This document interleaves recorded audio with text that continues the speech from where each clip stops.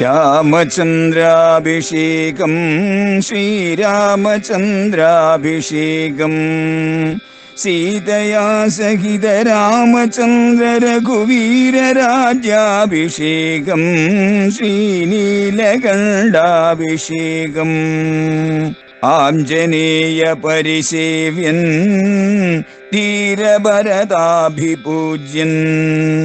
വീരലക്ഷ്മണ കുമാര ശത്രുഘ്ന സോദരാർച്ചിത പദാബ്ജൻ ശ്രീനീലകണ്ഠ ഹൃദയേശൻ രാമചന്ദ്രാഭിഷേകം ശ്രീരാമചന്ദ്രാഭിഷേകം. അത് ആവശ്യമില്ല എന്ന് ഉറക്കെ കുലഗുരുവായ വസിഷ്ഠൻ പറഞ്ഞു. എന്ന് മാത്രമല്ല കൈകേയിയോടും പറഞ്ഞു, ഈ ചെയ്യുന്നത് ഏറ്റവും ഘോരമായിരിക്കുന്ന അപരാധമാണ്. വസിഷ്ഠൻ കൈകേയിയോട് പറഞ്ഞു, അല്ലയോ കൈകേയി, വഞ്ചയിത്വാതു രാജാനം, നീ രാജാവിനെ വഞ്ചിച്ചു. രാജാവ് 2 വരങ്ങൾ ചോദിച്ചു കൊള്ളാൻ വർഷങ്ങൾ മുമ്പ് നിന്നോട് പറഞ്ഞതാണ്. അത് ഈ പ്രകാരത്തിൽ ഈ വംശത്തിന് അപകടകാരിയായിരിക്കുന്ന വരം ചോദിക്കാനല്ല രാജാവ് പറഞ്ഞത്. ധാർമ്മികമായ വരങ്ങൾ അത് ചോദിക്കാനാണ് പറഞ്ഞത്. വരം ഒരിക്കലും മറ്റുള്ളവരെ വേദനിപ്പിക്കുന്നതാകരുത്. വരം ഒരിക്കലും മറ്റുള്ളവരെ ദ്രോഹിക്കുന്നതാകരുത്. വരം ഒരിക്കലും നിയമത്തെ ലംഘിക്കുന്നതാകരുത്. അങ്ങനെയുള്ള വരങ്ങൾ ചോദിക്കാനല്ല ദശരഥൻ ഉദ്ദേശിച്ചത് എന്നർത്ഥം. പിന്നെയോ സത്യസന്ധമായ ധാർമ്മികമായ ലോകനന്മയിൽ ഭരിക്കുന്നതായ വരങ്ങൾ അത് ചോദിക്കാനാണ് വരം ചോദിച്ചുകൊള്ളൂ എന്ന് രാജാവ് പറഞ്ഞതിന്റെ അർത്ഥം. ധർമ്മത്തിന് വിപരീതമായിട്ടുള്ളതൊന്നും രാജാവ് പ്രവർത്തിച്ചിട്ടില്ല, ചിന്തിച്ചിട്ടില്ല. ധർമ്മത്തിന് വിപരീതമായിട്ടുള്ള ഒന്നിനും രാജാവ് കൂട്ടുനിന്നിട്ടുമില്ല. അങ്ങനെയുള്ളൊരു രാജാവ് വരം ചോദിച്ചുകൊള്ളൂ എന്ന് പറയുമ്പോൾ അധാർമികമായ വരം ചോദിക്കാനല്ല അദ്ദേഹം അവസരം നൽകിയിരിക്കുന്നത് എന്ന് സ്വാഭാവികമായിട്ടും ഏവരും ഗ്രഹിക്കണം. അങ്ങനെ കൈകേയി ചോദിക്കും എന്ന് രാജാവ് പ്രതീക്ഷിച്ചതുമല്ല. നീ രാജാവിനെ വഞ്ചിക്കുകയായിരുന്നു. രാജാവ് തന്നതായ ആ അനുഗ്രഹത്തെ നീ നിന്റെ സ്വാർത്ഥതയെ സഫലമാക്കാൻ വേണ്ടിയിട്ടുള്ള ഉപകരണമാക്കി മാറ്റി രാജാവിനെ വഞ്ചിച്ചു. എങ്ങനെ? അധർമ്മം പ്രവർത്തിക്കാൻ വേണ്ടിയിട്ട് രാജാവിനെ നീ നിർബന്ധിതനാക്കി. ധാർമ്മികനായ രാജാവിനെ കൊണ്ട് അധർമ്മം പ്രവർത്തിപ്പിക്കുക എന്നതിനപ്പുറം വലിയ ഒരു പാപം മറ്റെന്തുണ്ട് ഈ പ്രപഞ്ചത്തിൽ? നീ ഈ വംശത്തിന് കളങ്കമാണ്. കുലപാംസനി, അല്ലയോ കൈകേയി, നീ ഈ സൂര്യവംശത്തിന് കളങ്കമാണ്. ഇതുവരെ ഈ പ്രകാരത്തിലുള്ള ഒരു ദുഷ്കർമ്മം ഈ വംശത്തിൽ നടന്നിട്ടില്ല. ലോകത്ത് മുഴുവൻ ധർമ്മത്തിന്റെ മാർഗത്തിലൂടെ ചലിപ്പിക്കുന്ന ഈ വംശം, അതുകൊണ്ടാണ് സൂര്യവംശം എന്ന് ഈ വംശത്തിന് പേര് വന്നത്. ലോകം അങ്ങനെ ഈ വംശത്തെ പ്രശംസിക്കുന്നു. അല്ലയോ കൈകേയി, ഇങ്ങനെ രാജാവിനെ വഞ്ചിച്ച നീ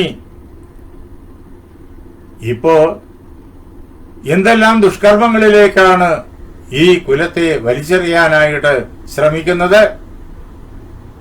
രാമൻ കാനനത്തിൽ പോകണമെന്ന് നീ ആവശ്യപ്പെട്ടു. അത് മാത്രമേ നീ ആവശ്യപ്പെട്ടുള്ളൂ. ഭരതൻ രാജാവാകണമെന്നും ലക്ഷ്മണൻ പോകണമെന്ന് നീ ആവശ്യപ്പെട്ടിട്ടില്ല. അതേപോലെ സീത കാനനത്തിലേക്ക് പോകണമെന്നും നീ ആവശ്യപ്പെട്ടിട്ടില്ല. അങ്ങനെയുള്ള വരങ്ങൾ തരാൻ ഇനി രാജാവിന് ബാധ്യതയുമില്ല. 2 വരങ്ങൾ ചോദിക്കാനുള്ള നീ ചോദിച്ചു കഴിഞ്ഞു. അതിലപ്പുറം ഇനി നിനക്ക് ആവശ്യപ്പെടാൻ സാധ്യമേ അല്ല. നീ ഇപ്പോ സ്വധർമ്മം ആചരിക്കുന്ന സീതാദേവിയെ ഒരു കഷ്ടസ്ഥിതിയിലേക്ക് തള്ളിവിടാനായിട്ട് ശ്രമിക്കുന്നു. ലോകത്തിന്റെ മുന്നിൽ അവമതിക്കാനും ശ്രമിക്കുന്നു. സീത കാനനത്തിലേക്ക് പോകേണ്ട ആവശ്യമില്ല. സീത കാനനത്തിലേക്ക് പോകാൻ തയ്യാറായത് സീതയുടെ ഹൃദയത്തിലുള്ള ധർമ്മബുദ്ധി കാരണം. കൈകേയിയുടെ മനസ്സിന്റെ നേരെ വിപരീതമാണ് സീതയുടെ മനസ്സ്. ആ വ്യത്യാസം ഇവിടെ വസിഷ്ഠന്റെ വാക്കുകളിൽ പ്രകടമാണ്. അധർമ്മബുദ്ധി കൈകേയിക്ക്. അതുകൊണ്ടാണ് രാജാവിനോട് അരുതാത്തതായ ഈ വരങ്ങൾ ചോദിച്ചത്. ധർമ്മബുദ്ധി കൊണ്ട് സീത രാമനോടൊപ്പം വനത്തിലേക്ക് പോകുന്നു. ആരും ആവശ്യപ്പെട്ടിട്ടല്ല. അങ്ങനെയുള്ള വരം ആരും ചോദിച്ചിട്ടുമില്ല, ഇനി ചോദിക്കാൻ സാധ്യവുമല്ല. അങ്ങനെ ധർമ്മബുദ്ധിയാൽ രാമനെ വനത്തിൽ അനുഗമിക്കുന്ന സീതയെ നീ ഈ പ്രകാരത്തിൽ ക്ലേശിപ്പിക്കാനായിട്ട് ഉദ്യമിക്കുന്നുവോ? യഥാർത്ഥത്തില് നഗന്തവ്യം വനന്തേവ്യ സീതയ ശീലവർജിതേ. സീത വനത്തിലേക്ക് പോകേണ്ട ഒരു ആവശ്യവുമില്ല. സീത എന്തിനു വനത്തിൽ പോകണം? അങ്ങനെ ഒരു സത്യം ദശരഥൻ ചെയ്തിട്ടില്ല. അതുകൊണ്ട് സീത വനത്തിലേക്ക് പോകേണ്ടവളല്ല. സീത എന്താണ് ഇനി ചെയ്യേണ്ടത്? അനുഷ്ഠാസ്യതി രാമസ്യ സീത പ്രകൃതമാസനം. ഈ സിംഹാസനം ഉണ്ടല്ലോ, ഈ സിംഹാസനത്തിന് വേണ്ടിയിട്ടല്ലേ നീ ഇത്രയും കോലാഹലങ്ങളൊക്കെ ഉണ്ടാക്കിയതല്ലയോ കൈകേയി? ഈ സിംഹാസനം രാമന്റേതാണ്. രാമൻ കാനനത്തിലേക്ക് പോവുകയാണെങ്കിൽ സീത കാനനത്തിലേക്കല്ല പോകേണ്ടത്. സീത ഈ സിംഹാസനത്തിലിരിക്കണം. രാമന് ഈ സിംഹാസനം എത്ര കണ്ട് അവകാശപ്പെട്ടതാണോ അത്ര കണ്ട് അവകാശം സീതയ്ക്കുമുണ്ട് ഈ സിംഹാസനത്തിൽ. രാമന്റെ അർദ്ധാംഗിനിയാണ് സീത. അതുകൊണ്ട് സീതയുടേത് കൂടിയാണ് ഈ സിംഹാസനം. അതുകൊണ്ട് സീത ഈ സിംഹാസനത്തിലിരിക്കും. സിംഹാസനം വേറെ ആർക്കും ലഭിക്കുന്നതല്ല. എന്തുകൊണ്ടെന്നാൽ ആത്മാഹി ധാരാ സർവേഷാം ധാരസംഗ്രഹവർത്തിനാം. കുടുംബികളായിട്ടുള്ള ആളുകളുടെ എല്ലാവരുടെയും ആത്മാവാണ് ഭാര്യ എന്ന് പറയുന്നത്. ഭാര്യ പുരുഷന്റെ ആത്മാവാണ്, ഗൃഹസ്ഥന്റെ ആത്മാവാണ്. സീത രാമന്റെ ആത്മാവാണ്. അതുകൊണ്ട് തന്നെ സീതയ്ക്ക് എല്ലാ അധികാരവും അവകാശവും ഈ സിംഹാസനത്തിലുണ്ട്. ആത്മേയം ഇതി രാമസ്യ പാലയിഷ്യതി മേദിനീം. സീത രാമന്റെ ആത്മാവാണ്. അതുകൊണ്ട് സീത ഈ സിംഹാസനത്തിൽ ഇരുന്നിട്ട് ഈ അയോധ്യയെ മാത്രമല്ല ഈ ലോകത്തെ മുഴുവൻ സംരക്ഷിക്കും, ലോകത്തെ മുഴുവൻ ഭരിക്കും. ഇക്ഷ്വാകുക്കളുടേതാണ് സമുദ്രപര്യന്തമുള്ളതായ ഭൂമി മുഴുവൻ. അത് മുഴുവൻ ഭരിക്കേണ്ടത് അയോധ്യാധിപന്മാരാണ്. സീത ഈ സിംഹാസനത്തിലിരുന്ന് ലോകം മുഴുവൻ ഭരിക്കും. നിനക്ക് ഈ സിംഹാസനത്തിൽ യാതൊരു അധികാരവുമില്ല. എന്നിട്ടാണ് അല്ലയോ കൈകേയി നീ ഈ പ്രകാരത്തില് സിംഹാസനത്തിന്റെ അവകാശിനിയായിരിക്കുന്ന സീതയ്ക്ക് മരൂരി നൽകുന്നത്? ഇനി സീത തന്റെ ധർമ്മബുദ്ധി കൊണ്ട് കാനനത്തിലേക്ക് പോവുകയാണെങ്കിൽ എന്താ സംഭവിക്കുന്നതെന്നറിയോ? വയമത്ര അനുയാസ്യാമ പുരം ചേതം ഗമിഷ്യതി. ഞങ്ങള് രാമനെയും സീതയെയും പിന്തുടർന്ന് രാമനും സീതയും എങ്ങോട്ടാണോ പോകുന്നത് അവിടേക്ക് ഞങ്ങളും യാത്ര ചെയ്യും.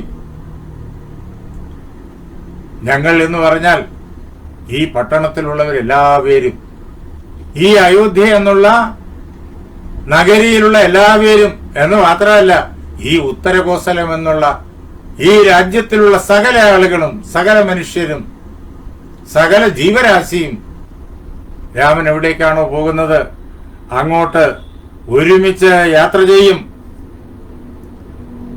അല്ലയോ കൈകേയി നിനക്ക് ലഭിക്കുന്നത് മനുഷ്യരില്ലാത്തതായ ഈ രാജ്യമായിരിക്കും എന്ന് അറിഞ്ഞുകൊള്ളുക.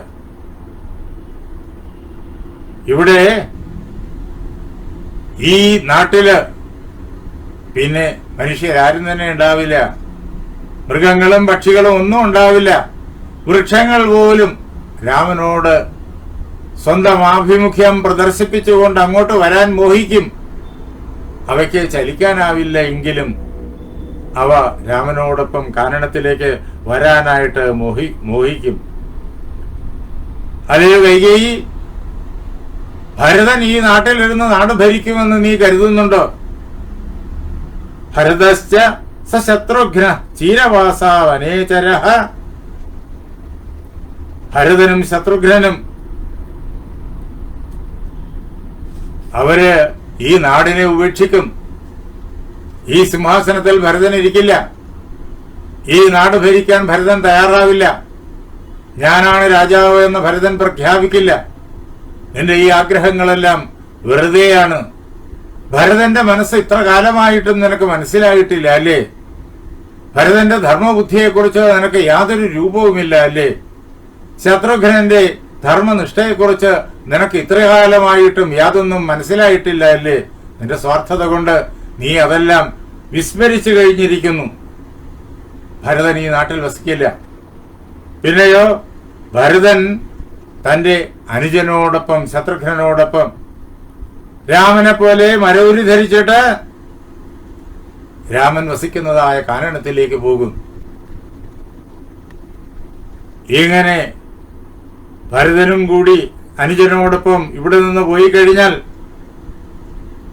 ഈ ഭൂമി, ഈ രാജ്യം തതശൂന്യാം ഗതജനാം വസുധാം പാദവൈ സഹ,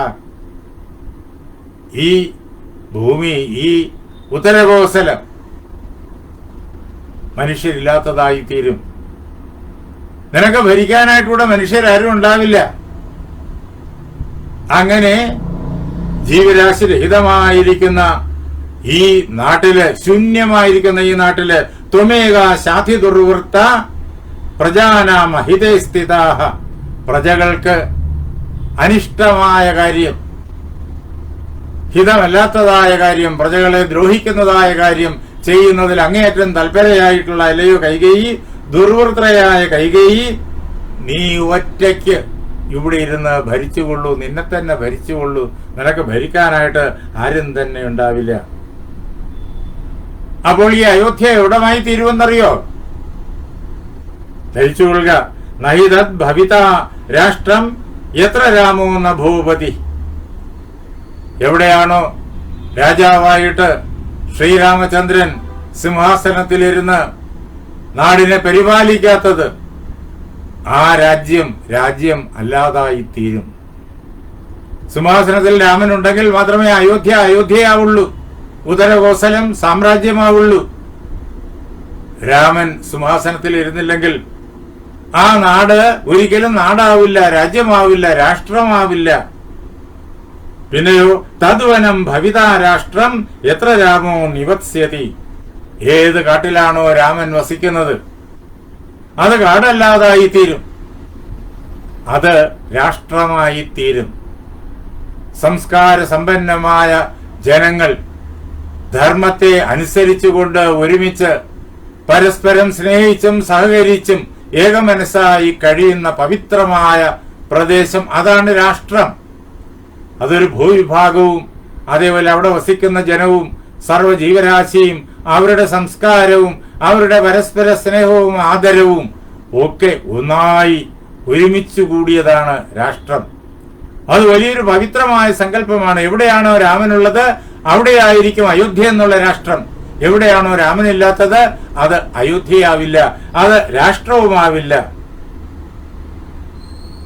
അല്ലയോ കൈകേയി, നിനക്ക് ഉടനെ തന്നെ നീ ചെയ്ത പ്രവൃത്തിയുടേതായിട്ടുള്ള ക്രൂരമായ ഫലം നേരിട്ട് കാണാം, അനുഭവിക്കാം.